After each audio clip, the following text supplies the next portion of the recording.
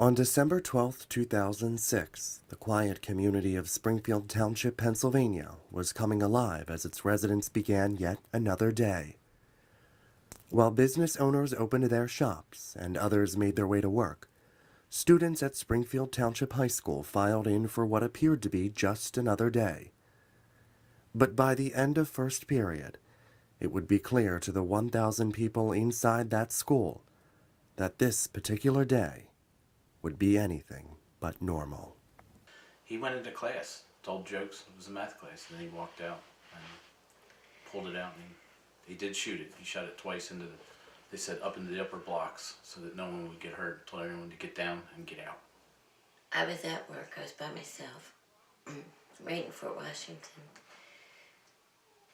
So I get a phone call from, it was about 9:15.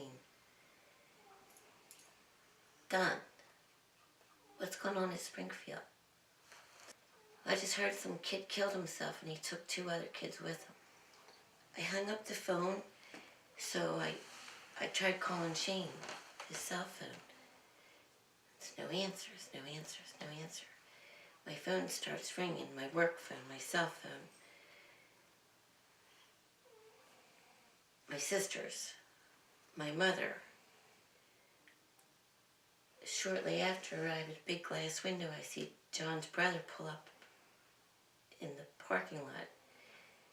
And he's getting out of my car, and I'm on the phone with my sister. And I'm saying to my sister, I said, oh my God, it's Shane, isn't it? It's Shane. Takes me in his car over to the high school.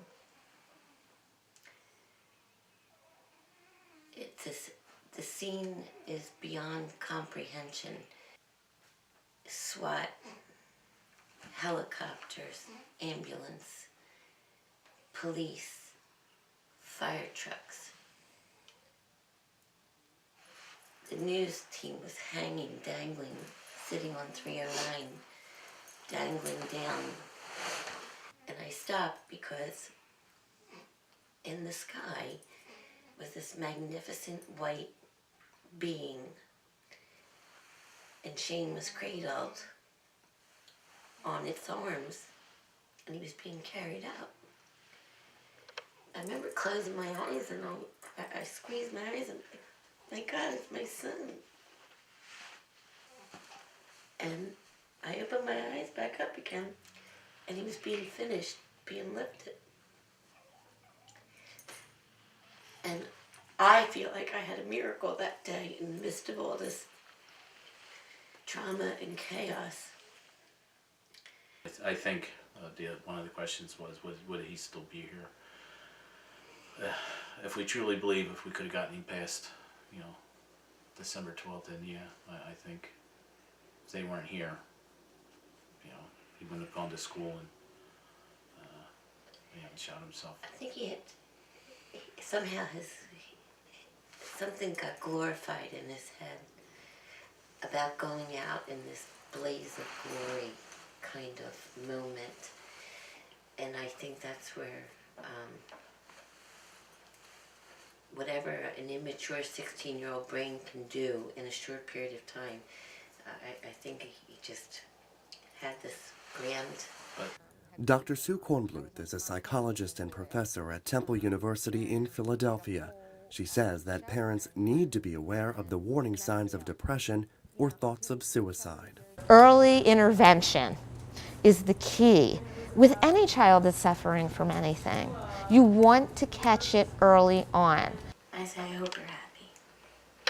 And please tell Mom and Dad that you're happy soon. Sorry. We say that all the time. So sorry we missed something, buddy. We failed him.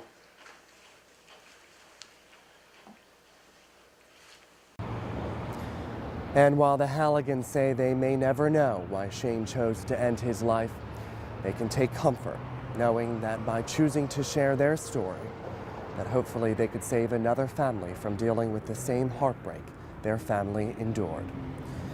If you or someone you know is dealing with depression or thoughts of suicide, you are not alone. And there are people in your life who want to help, but more importantly, want to see you alive, because any life is one worth living. I'm Brian Sheehan. Good night.